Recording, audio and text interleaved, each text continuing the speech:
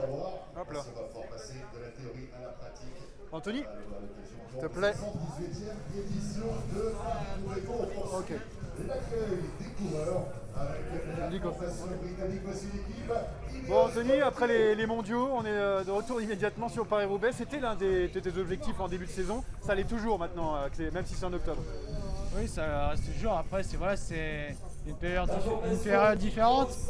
On sait que les agriculteurs utilisent beaucoup les secteurs, donc voilà, ça ajoute de la terre sans doute dessus. Donc voilà, après il y a aussi le climat qui change, là il y a un peu plus de pluie.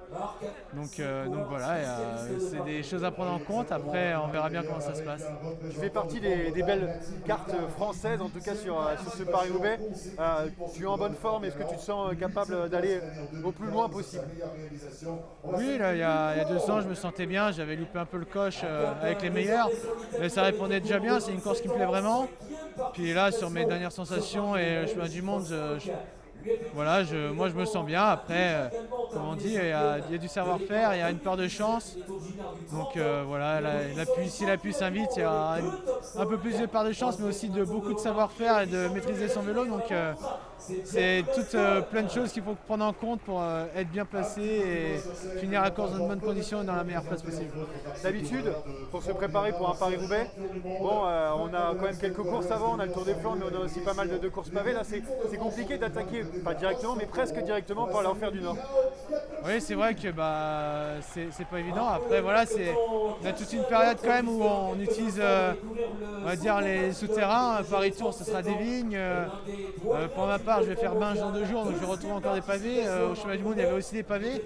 Donc c'est sûr qu'il y a quand même une différence parce que voilà, Paris-Roubaix, il y a beaucoup de pavés.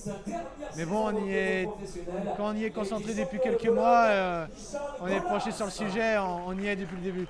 Bon, ça fait 2 ans qu'on attendait ça, même en octobre, un Paris-Roubaix avec cette atmosphère, ça reste un Paris-Roubaix, c'est quand même magique. Oui, Paris-Roubaix, c'est toujours très beau à voir. Ça fait des années que les spectateurs attendent justement un peu de pluie et un peu de boue.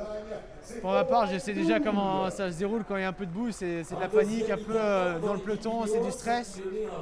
À regarder dans la télé, c'est quand même préférable. Après, quand on est sur le vélo, c'est encore autre chose. Mais c'est des courses qu'il faut vraiment faire. Et plus tard, on dira qu'on a pris le départ de cette journée-là.